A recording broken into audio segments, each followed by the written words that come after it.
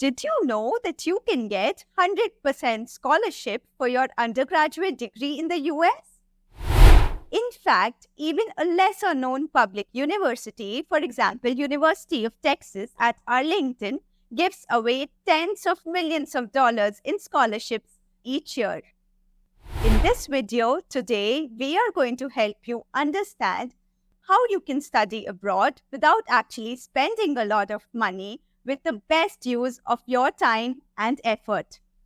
Whether you're in 10th standard and still figuring out what to do after school, or you have already passed your 12th exam and anxious about what next, we are going to tell you the exact steps that you need to take to get an admission to US universities for your undergraduate degree. So first, let's be realistic. If you are looking to go into a good university in the US and get a scholarship on top of it, you will need to work hard for it. There are absolutely no shortcuts there. We have Shwetang, our career expert, with a phenomenal academic and corporate pedigree that you can read on the screen to help us decode this journey to admissions and scholarships. Welcome, Shwetang. Thank you. So, first of all, is it really possible to get a 100% scholarship for an undergraduate degree in the US? So let's first understand how does scholarship and admissions work for college admissions in the US.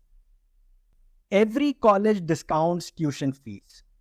If you just go to Google, type your college name and these words, cost of attendance. What does that mean? The cost that you will be paying for attending the college for 1 year. Do that and you would see two costs. One is the total cost of attending that program every year and one is the discounted cost. So if the total cost is $30,000, you will see that the discounted cost can be as low as just $15,000. So what's happening here? The remaining $15,000 is being paid by the university itself in scholarships. Now that doesn't mean every student just has to pay $15,000 for studying there.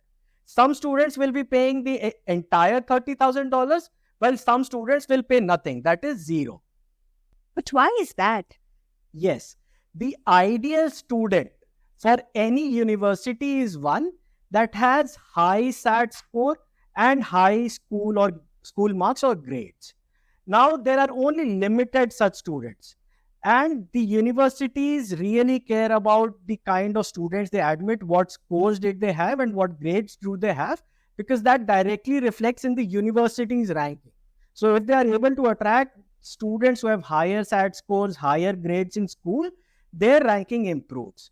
Now, because there are only so few students with high SAT scores and high grades, the universities, especially that are not in the top 50, they have to go ahead and make these scholarship offers to attract these students to come and join their university. So schools will offer these scholarships.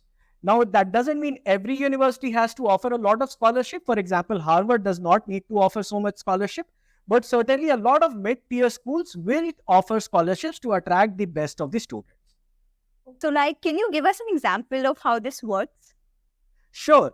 Let's look at an example of University of Texas at Arlington. It's a public university and they have a very reduced tuition fee for residents of Texas. So if you are living in Texas, you just have to pay $13,000 a year in tuition.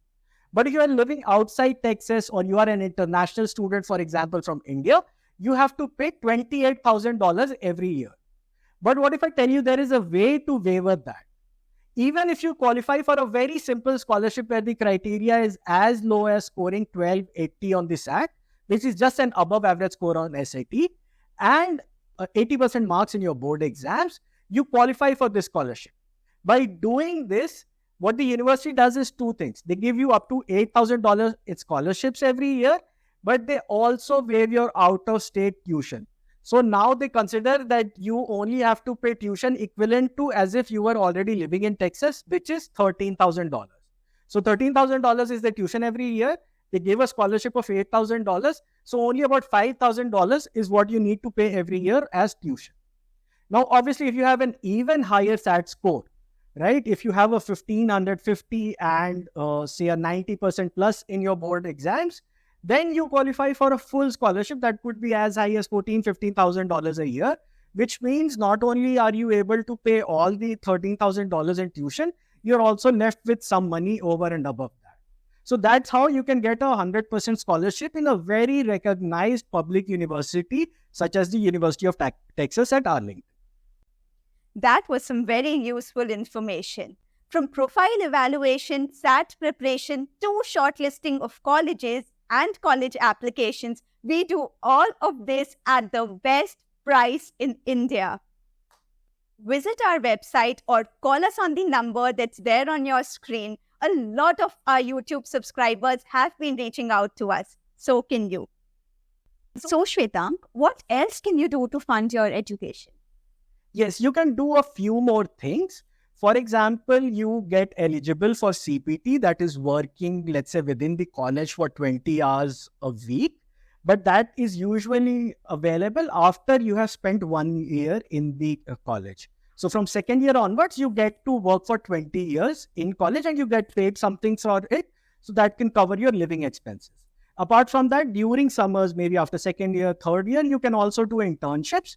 You get to earn reasonable amount of money there also. So you can use that also to fund your living expenses while you are in the US. Also, if there is still some gap after scholarship and all of this, you can consider taking some notes, but take that as a last resort. If it's just a small gap that you need to fill, let's say 10, 20 lakhs, you can take a loan. Don't try to take the whole fees in loan because that will set you back very heavily. Awesome. So when is a good time to apply if you're looking for scholarships? Yes, sooner the better.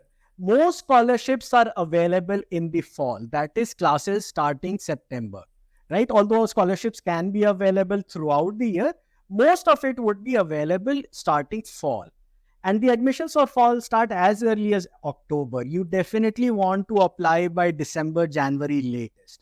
So take your exams, be prepared with your board marks, be prepared with everything that you require for your application, and send out your applications latest by December and January so that you also have time to plan for anything else. For example, you get an admission, you get some scholarship, but not enough.